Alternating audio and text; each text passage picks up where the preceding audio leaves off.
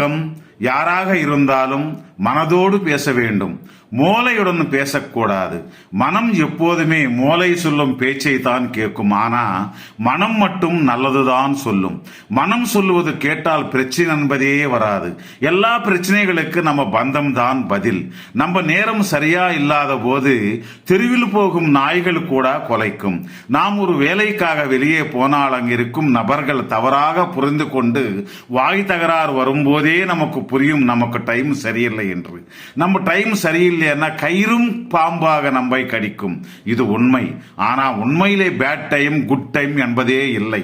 நமக்கு நல்லது நடந்தா குட் டைம், நடக்கவில்லை என்றால் பேட் டைம். டைம் எப்போதும் ஒரே மாதிரிதான் இருக்கும். தேவையில்லாமல் இந்த விஷயங்கள் பற்றி அதிகமாக யோசித்து மூளைக்கு வேலை கொடுக்க கூடாது. காலம் என்றால் அதுதான், தன்னுடைய வேலை அது செய்து கொண்டே போகும்.